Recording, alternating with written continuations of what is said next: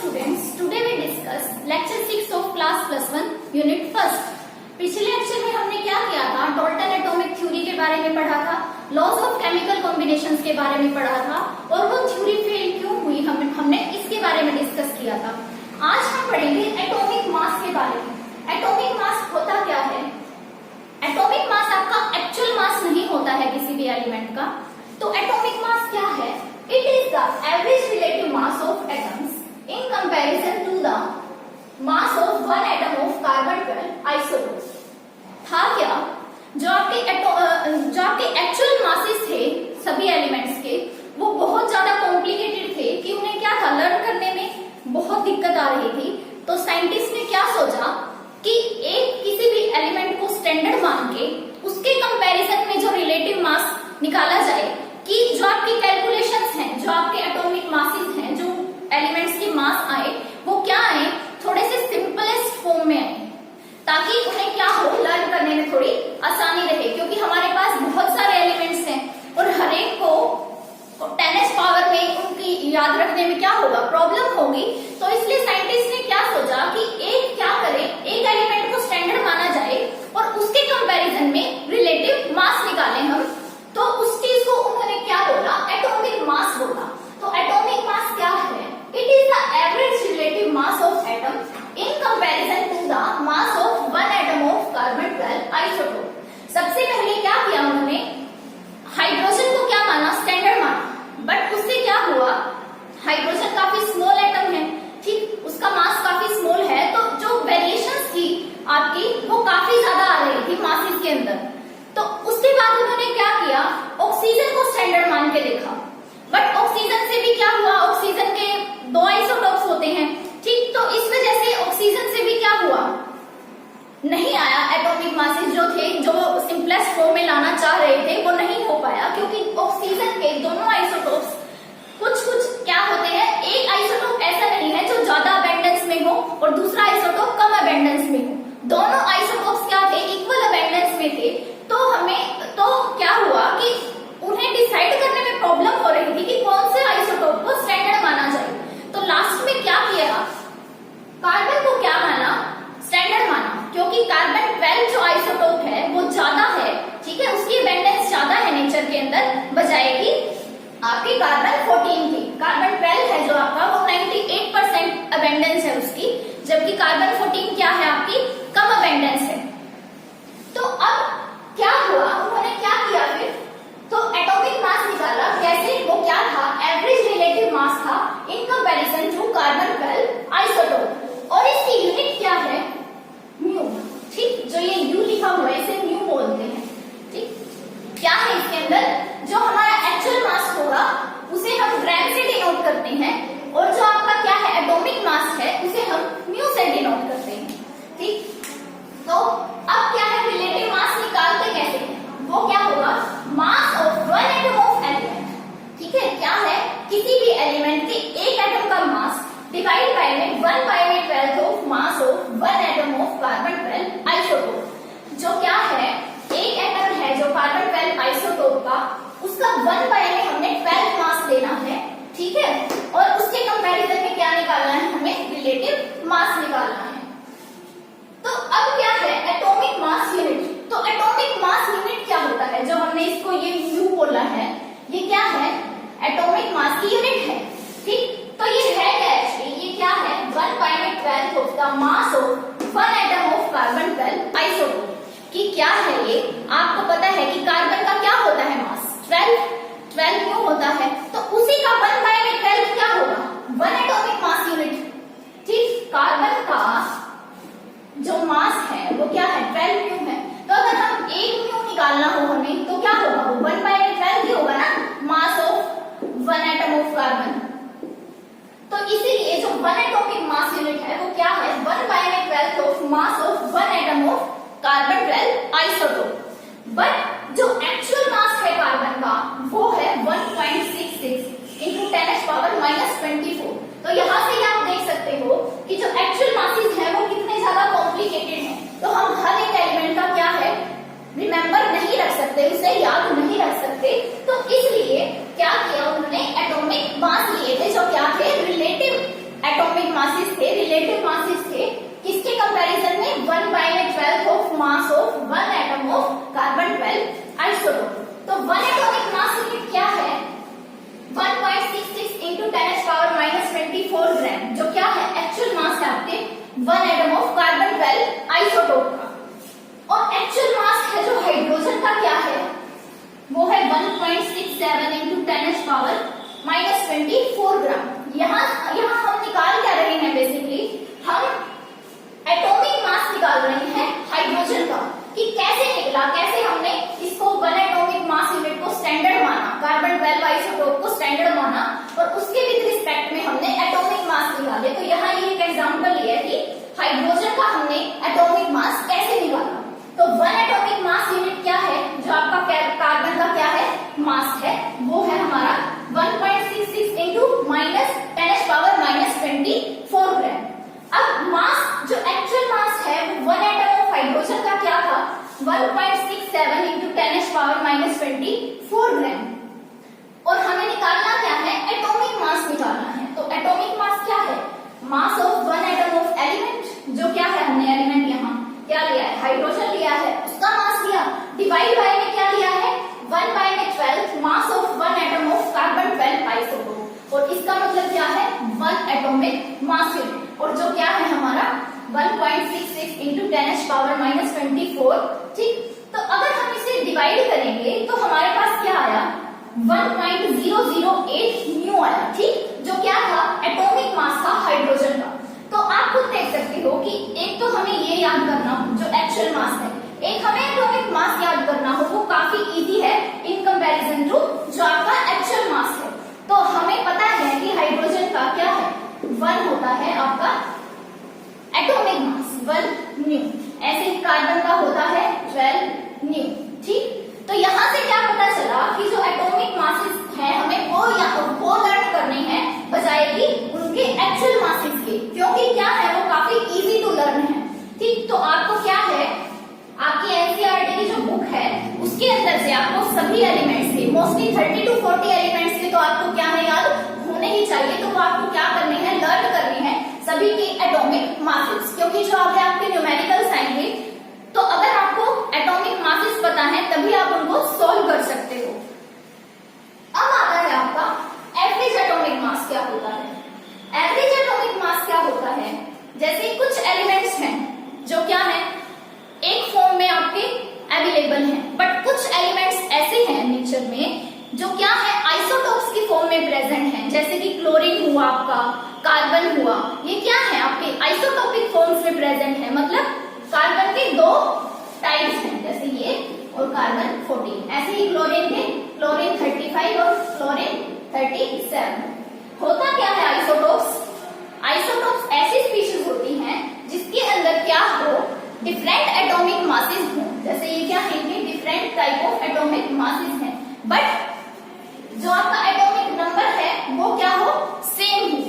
तो ऐसी स्पीशीज जिनके क्या हो, ऐसे एलिमेंट्स जिनके एटॉमिक मास क्या हो डिफरेंट हो बट एटॉमिक नंबर क्या हो सेम हो। तो आइसोटोप्स क्या होते हैं, सेम एलिमेंट्स होते हैं। ठीक, जिनके क्या होते हैं एटॉमिक नंबर तो होंगे सेम बट एटॉमिक मासेस क्या होंगे डिफरेंट होंगे। तो जो एलिमेंट्स आपके आइसोटोप्स की फॉर्म में एग्जिस्ट कर रही हैं, हम उनका क्या लेते हैं, उनके मासेस का एवरेज एटॉमिक मास लेते हैं। ठीक, तो जो आइसोटोप्स की फॉर्म में प्रेजेंट है उनका जो एटॉमिक मास होगा उन एलिमेंट्स का वो क्या होगा हमारा एवरेज एटॉमिक मास। ठीक, जैसे हमने 35 और 37 का लिया तो हमारा क्लोरीन का जो एटॉमिक मास आता है वो आता है 35.5 न्यू। ठीक, जो क्या है इनकी एवरेज एटॉमिक मास। अब एवरेज एटॉमिक मास को निकालते कैसे हैं कि आपको क्या आएंगे न्यूमेरिकल आएंगे इस टाइप्स के एग्जाम में, कैसे कि आपको क्या दिया क्लोरीन 35 और क्लोरीन 37, ये तो क्या हो गए दोनों आइसोटोप्स के एटॉमिक मासेस हो गए अलग अलग।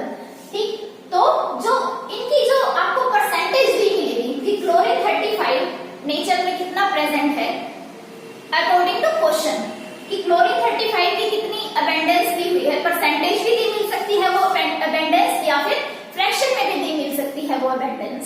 तो क्लोरीन 35 कितने परसेंट दिया हुआ है और क्लोरीन 37 कितने परसेंट दिया हुआ है, उसके हिसाब से हमें फिर क्या निकालना है, एटॉमिक मास निकालना है। तो कैसे निकलेगा वो, x1m1 plusym2 डिवाइड बाय में x प्लस y।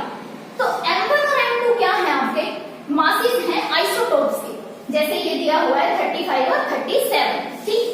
और जो x और y है वो क्या है आपकी, परसेंटेज अबेंडेंस भी हो सकती है और फ्रैक्शनल अबेंडेंस भी हो सकती है। कि क्लोरीन लगा लो 35 दिया है, 35% दिया है या 50% दिया है, तो क्लोरीन 37 कितना दिया मिलेगा, 100 माइनस 50, वो भी 50% दिया मिलेगा। अगर आपको क्लोरीन 35 40% दिया है, ठीक, तो क्लोरीन 37 कितना दिया मिलेगा, 100 माइनस 40 60%। तो इस तरीके से आपको क्या निकालना है, एवरेज एटॉमिक मास निकालना है। एटॉमिक मास क्या था, ये एवरेज रिलेटिव मास था, जो क्या है, in comparison to one atom of carbon 12 isotope. इसे हम डिनोट करते हैं न्यू से। रिलेटिव मास का भी हमने फॉर्मूला किया, कार्बन आइसोटोप को क्या माना, स्टैंडर्ड माना, और 1/12 मास of one atom of carbon 12 isotope, इसे हम क्या कहते हैं, एटॉमिक मास यूनिट कहते हैं, ठीक। और फिर यहाँ से हमने क्या निकाला, हाइड्रोजन का एटॉमिक मास निकाला। एक्चुअल मास से हमने हाइड्रोजन का क्या निकाला, एटॉमिक मास निकाला। फिर हमने पढ़ा एवरेज एटॉमिक मास क्या होता है, क्या था ये, जो एलिमेंट्स आपके आइसोटोप्स की फॉर्म में प्रेजेंट होते हैं, हम उनका क्या लेते हैं, atomic mass, average atomic mass लेते हैं, ठीक। Note it down.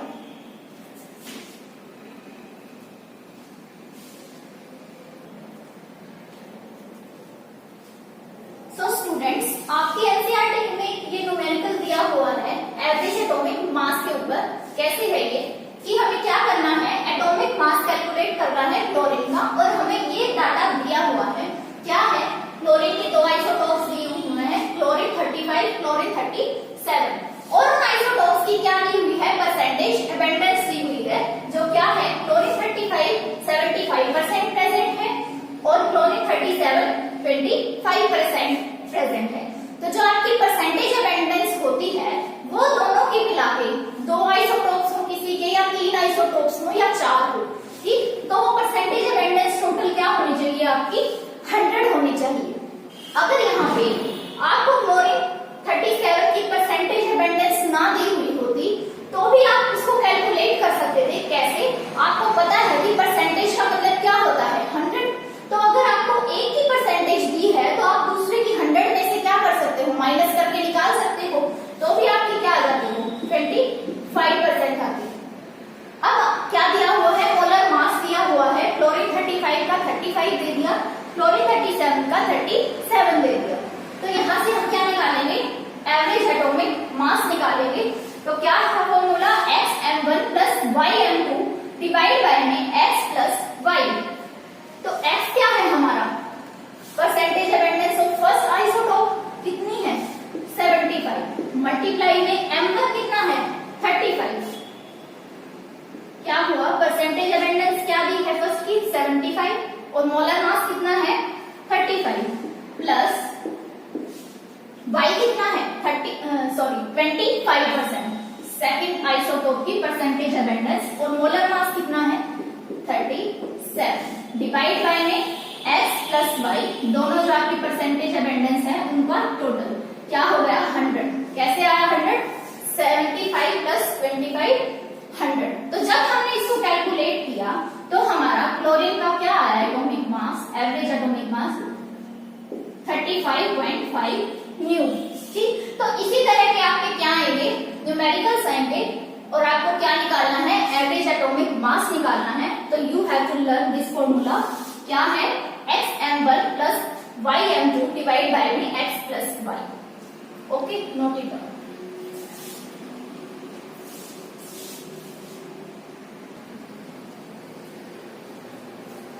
So students, अब हम बात करेंगे मॉलिक्यूलर मास के बारे में।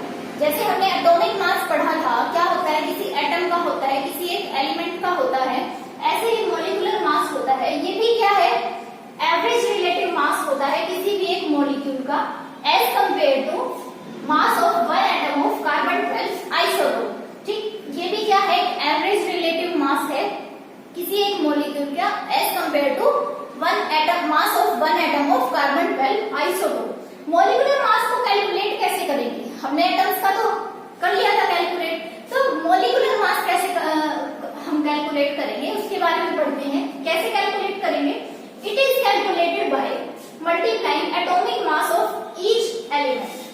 क्या कि जो हर एक एलिमेंट है उसके एटॉमिक मास को मल्टीप्लाई करेंगे हम, जितने नंबर ऑफ उसके एटम्स दे रखे हैं प्लस तो जो और एलिमेंट्स दिए हुए हैं उनके साथ लास्ट में उसको ऐड करेंगे। एग्जांपल देके बताती हूँ कैसे। जैसे हमने CH4 का मॉलिक्यूलर मास क्या करना है, कैलकुलेट करना है, तो आपको एटॉमिक मासेस तो लर्न करने ही पड़ेंगे एटम्स के, ताकि आप क्या कर सको, मॉलिक्यूलर मास निकाल सको। तो कार्बन का क्या होता है आपके, कार्बन का आपका कितने एटम्स प्रेजेंट है यहाँ, सिर्फ एक है, तो इसलिए क्या हुआ 12 इंटू में 1। अब हाइड्रोजन के कितने एटम्स प्रेजेंट हैं 4, तो जितने एटम्स प्रेजेंट हैं उनसे किसको मल्टीप्लाई करेंगे, हाइड्रोजन के एटॉमिक मास को। हाइड्रोजन का एटॉमिक मास कितना है 1, तो कितना हुआ 12 इंटू में 1, 12 प्लस 4 इंटू में 1 4, हमारा हो गया 16 न्यू। ये हो गया मॉलिक्यूलर मास। ऐसे ही हम H2SO4 का भी निकाल सकते हैं। कैसे? CH4 का आ गया हमारा 16 न्यू, तो H2SO4 का निकालना हो तो क्या करेंगे, हाइड्रोजन के कितने एटम्स दिख रहे हैं 2, मल्टीप्लाई किससे करेंगे, जितना उसका एटॉमिक मास है। हाइड्रोजन का एटॉमिक मास होता है 1, फिर ऐड करेंगे दूसरे एटम्स से जो प्रेजेंट है।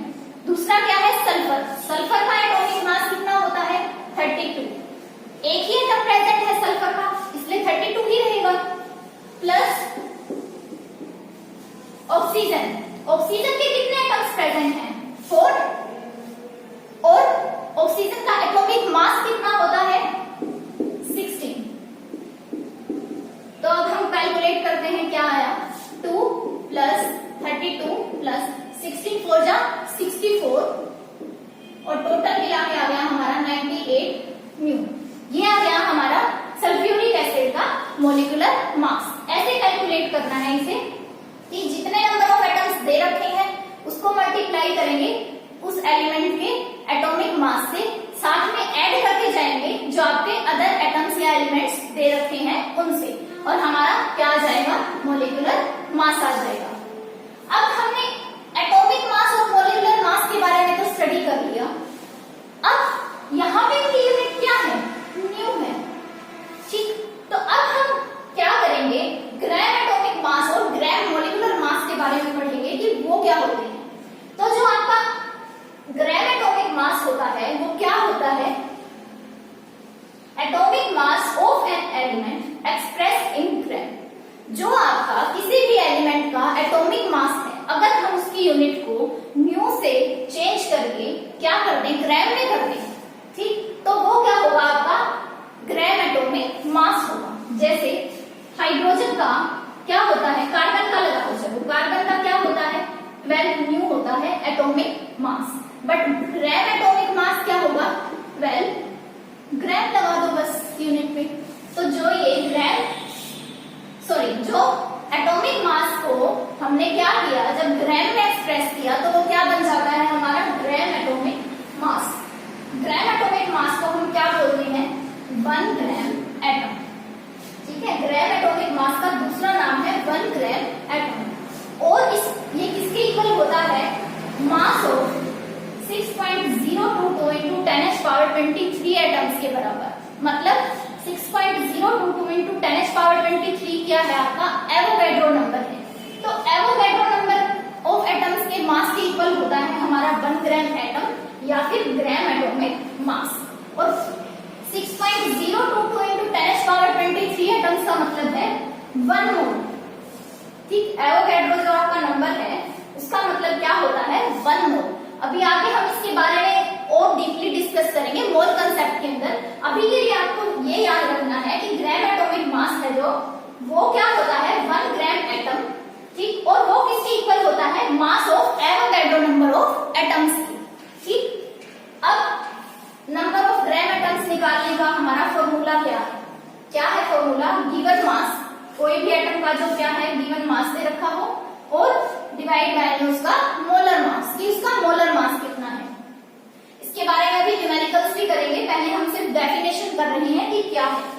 तो नंबर ऑफ ग्राम एटम्स कैसे निकालेंगे? गिवन मास, जितना हमें क्या है आपके न्यूमेरिकल में दिया हुआ है, डिवाइड बाय में क्या, किसी का मोलर मास, उसी एटम का। अब ग्राम मॉलिक्यूलर मास के बारे में पढ़ेंगे। मॉलिक्यूल ऐसे ही सेम एज जैसे एटॉमिक मास और ग्राम एटॉमिक मास का रिलेशन है, ऐसे ही मॉलिक्यूलर मास और ग्राम मॉलिक्यूलर मास का रिलेशन है। अगर हम मॉलिक्यूलर मास को क्या कर दें, एक्सप्रेस कर दें ग्राम के अंदर, तो वो क्या हो जाता है? ग्राम मॉलिक्यूलर मास हो जाता है। जैसे हमने यहाँ निकाला CH4 मीथेन का 16 न्यू, अगर हम इसको 16 ग्राम लिख देंगे तो ये क्या हो जाएगा? ग्राम मॉलिक्यूलर मास। ऐसे ही H2SO4 का मॉलिक्यूलर मास क्या था? 98 न्यू, लेकिन अगर हम इसको ग्राम में 98 ग्राम लिख देंगे तो ये क्या बन जाएगा? ग्राम मॉलिक्यूलर मास।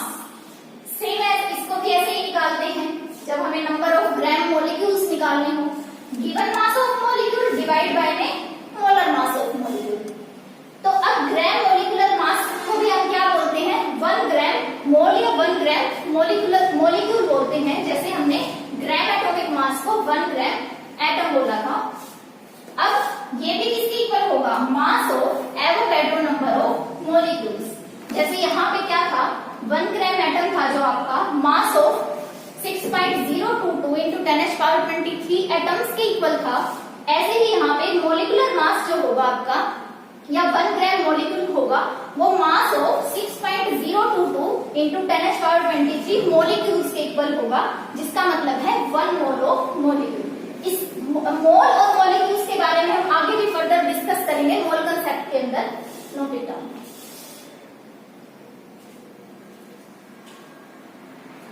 सो स्टूडेंट्स, अब हम कुछ न्यूमेरिकल्स डिस्कस करते हैं एटॉमिक मासेस और ग्राम एटॉमिक मासेस और ग्राम मॉलिक्यूलर मासेस के ऊपर। क्या है? फर्स्ट हमारा न्यूमेरिकल है what is the mass of grams of 1.4 moles of H2SO4। कि हमें क्या बताना है? H2SO4 का मास बताना है हमें, कितना होगा? 1.5 मोल्स के अंदर। अब हमने पढ़ा था जो मॉलिक्यूलर मास होता है आपका या ग्राम मॉलिक्यूलर मास होता है वो 1 मोल के इक्वल होता है। अभी हमने डिस्कस किया था 1 मोल के इक्वल होता है आपका ग्राम मॉलिक्यूलर मास। तो हम क्या निकालेंगे? पहले हमें मास इन ग्राम्स पूछा है, तो इसका मतलब पहले हमें ग्राम मॉलिक्यूलर मास पता होना चाहिए H2SO4 का। मोस्टली जो आपके न्यूमेरिकल्स हैं उनमें क्या करना है आपको? सबसे पहले कोई भी आपको मॉलिक्यूल्स दे दे उसका आपको क्या निकालना है? मॉलिक्यूलर मास निकालना है। सब फर्स्ट स्टेप होता है ये मोस्टली न्यूमेरिकल्स के अंदर। तो हम H2SO4 का निकालते हैं। अभी हमने पीछे निकाला था, कितना था? 98 ग्राम। ठीक, ये क्या है? H2SO4 का ग्राम मॉलिक्यूलर मास। तो जो ग्राम मॉलिक्यूलर मास था वो किसके इक्वल था? 1 मोल ऑफ किसी भी मॉलिक्यूल के। तो 1 मोल ऑफ H2SO4 कितने ग्राम का है? 98 ग्राम का है। मतलब किसी भी जो आपका मॉलिक्यूल है उसका जो ग्राम मॉलिक्यूलर मास होता है वो आपके 1 मोल के इक्वल होता है। तो इसका मतलब क्या हुआ? 1 मोल ऑफ H2SO4 का मास कितना है? है मास 98 ग्राम। अभी हमने पढ़ा कि जो मॉलिक्यूलर मास होता है वो 1 मोल के इक्वल होता है। तो इसका मतलब 1 मोल ऑफ H2SO4 का मास कितना है? 98 ग्राम। और हमें निकालना कितने मोल्स का है? 1.5 मोल्स ऑफ H2SO4 का। तो 1.5 मोल्स ऑफ H2SO4 कितना मास होगा उनका? 98 इंटू में 1.5। 1.5 को हम ऐसे कर सकते हैं, तो इसे कट करेंगे तो हमारा आएगा 147 ग्राम। क्या किया? हमें क्या निकालना था? मास निकालना था 1.5 मोल्स ऑफ H2SO4 का। और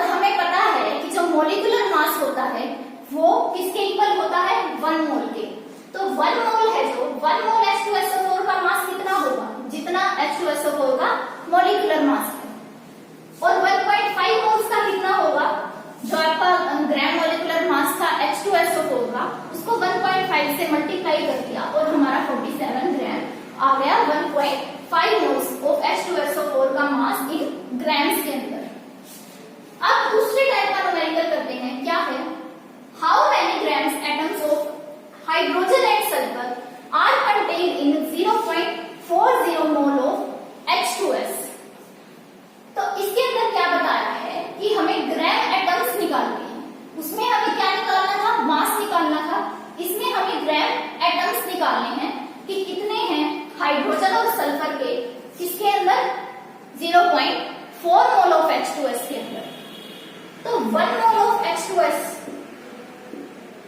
सबसे पहले हम हाइड्रोजन के निकालते हैं। 1 मोल में कितने होंगे, ये 1 मोल दिया हुआ है हमें, तो 1 मोल H2S में कितने होंगे,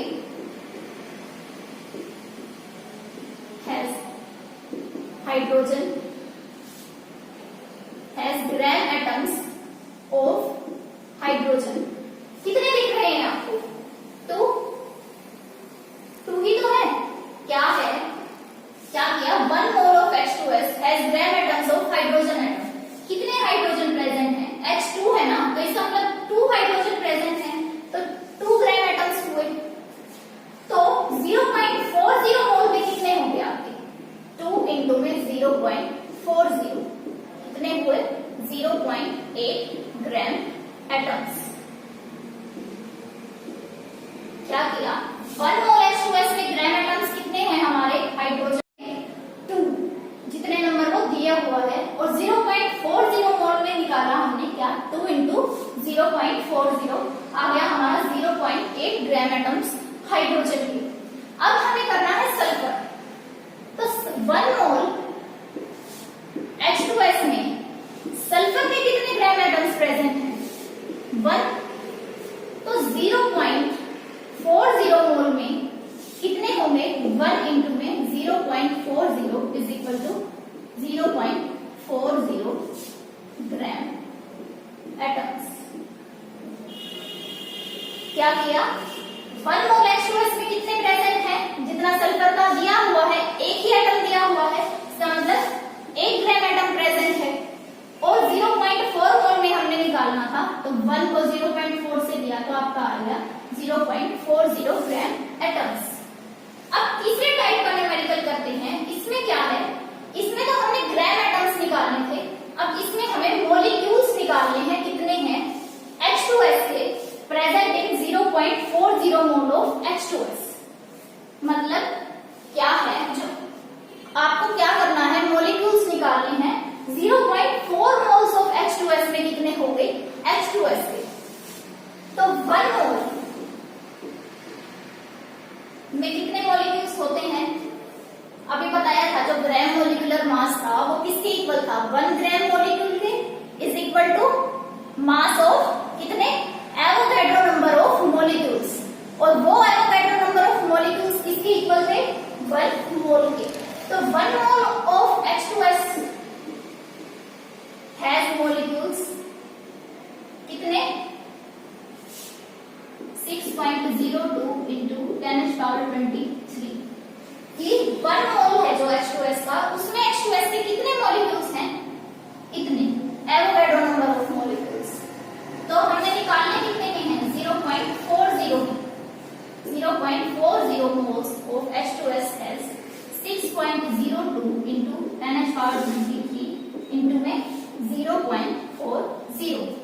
तो अब हम इसको क्या करेंगे, मल्टीप्लाई करेंगे, क्या किया 0.40, और जब हम इसको कैलकुलेट करेंगे 6.02 मतलब 602 को 4 से क्या किया, मल्टीप्लाई किया,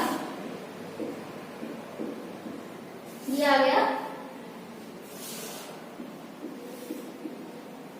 ठीक, तो ये हमारा आ गया 2.408 इंटू 10⁻23 मॉलिक्यूल्स की आपके 1 मोल ऑफ H2S में कितने मॉलिक्यूल्स प्रेजेंट थे, 6.02 इंटू 10⁻23, किसके किसी भी सब्सटेंस का जो 1 मोल होता है उसमें क्या होते हैं आपके Avogadro number of molecules present होते हैं, और आपको निकालने कितने में है 0.40 मोल में निकालने हैं। तो 6.02 को 0.40 से क्या किया हमने मल्टीप्लाई किया और हमारे नंबर ऑफ मॉलिक्यूल्स आ गए।